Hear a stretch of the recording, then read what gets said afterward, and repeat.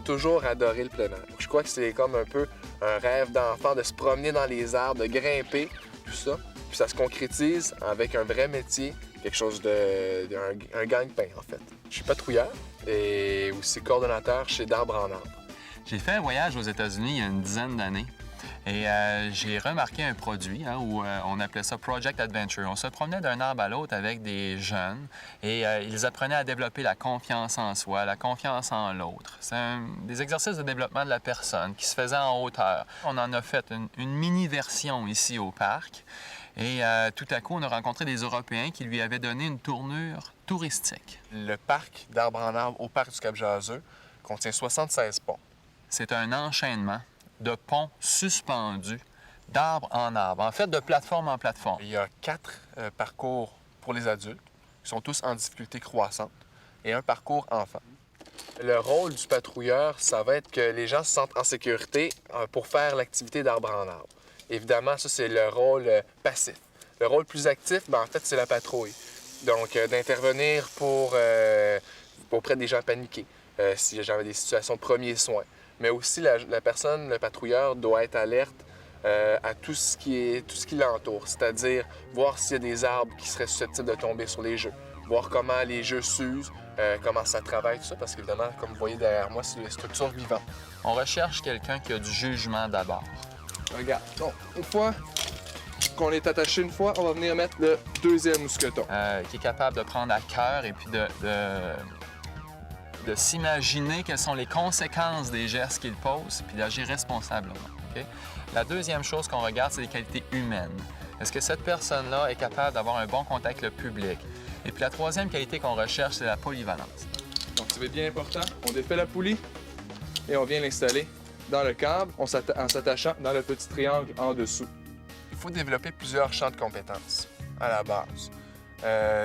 Le métier de guide est un métier saisonnier, oui, je le reconnais, sauf que c'est constitué de plusieurs saisons. Vu qu'on travaille toujours à l'extérieur, ils vont toujours s'adapter. Donc, la saison d'arbre en arbre ou de kayak de mer s'achève. L'automne, c'est le temps de la randonnée pédestre. L'hiver, ça va être le temps du ski de fond, de la raquette. Donc, il va toujours y avoir des activités à faire. Évidemment, il faut rester à jour dans notre métier pour rester compétent. Puis je pense qu'une fois que tu es reconnu comme personne compétente, on manque très rarement d'emploi. L'industrie touristique, c'est une industrie qui commence tôt le matin. Les gens qui sont en camping ici se lèvent, veulent faire quelque chose très tôt. Et puis, ça peut se terminer avec des feux de camp et des chants le soir. Alors, il faut être souple dans son horaire. Il faut comprendre qu'on travaille peut-être pas à l'année, mais que quand on travaille toute la journée. Il y a les patrouilleurs qui régulièrement travaillent très tôt le matin. On leur offre l'hébergement sur place dans un village de tentes prospecteurs.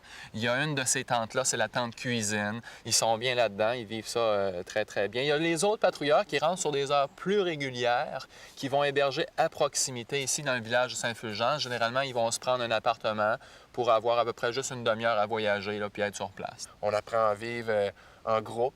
Donc, il faut tous se respecter. Mais vivre 24 heures sur 24 avec d'autres personnes qu'on n'a pas nécessairement choisies, ça peut être assez spécial. Des fois, ça donne sur des heureuses et de moins heureuses situations. Les gens ont généralement l'impression que, vu qu'on travaille dans un beau milieu, qu'on fait un emploi qui, à prime abord, est agréable, on n'a pas beaucoup de responsabilités, on n'a pas besoin d'une rémunération très élevée. Mais au contraire, on a toute la responsabilité des gens. Et ça, ils s'en rendent compte seulement que si nous, on gaffe. Puisque si tout se déroule bien, c'est parce qu'on a bien fait notre métier.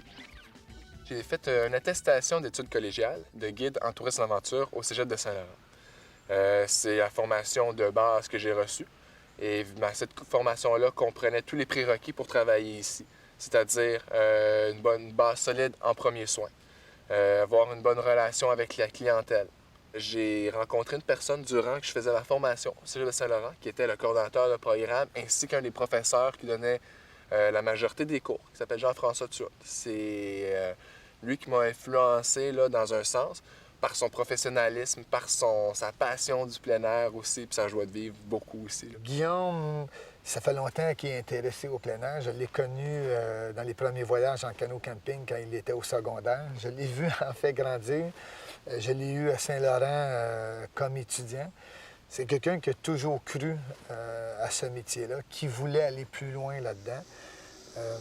Quelqu'un d'ouvert. Puis de le voir ici, aujourd'hui, impliqué, gérer cette structure-là, je trouve ça fantastique. Dans le métier en général de guide en tourisme d'aventure, il faut être capable de faire sa place. Je crois que quelqu'un a beau avoir la meilleure formation, je pense que c'est sa personnalité et c'est les gestes qu'il va prendre concrètement qui va lui permettre d'avoir un emploi là, durant une année complète ou seulement faire quelques petits contrats. Le tourisme d'aventure et d'aventure douce, ensemble, est l'industrie, le secteur de l'industrie touristique qui vit les plus fortes croissances depuis les 5 dernières années. Et le marché, à mon avis, a besoin de guides présentement compétents, formés, disponibles pour cette industrie-là qui est en croissance. Moi, j'envisage une longue carrière. Je commence par le terrain parce que c'est ce qu'il y a de mieux. Je vais chercher des compétences à l'extérieur de ça, donc un peu d'administration, un peu de travail avec les employés. C'est, je crois, qui va faire la distinction entre une personne qui va être concentrée sur le métier de terrain, mais qu'une fois que le physique ne suivra plus, va se retrouver vraiment mal armé là, devant sa vie. J'adore beaucoup le contact humain, mais ce qui m'exalte encore plus, c'est de faire découvrir aux gens à quel point ils peuvent être confortables à l'extérieur, même dans des situations qui sont vraiment pas conventionnelles pour eux. Parce qu'il faut pas se le cacher, c'est pas tout le monde qui est sympathique lorsqu'on sort de leur zone de confort. Malgré tout ça, là, ma passion me fait vivre à plein là, tout ce que j'ai à donner, à partager avec les autres.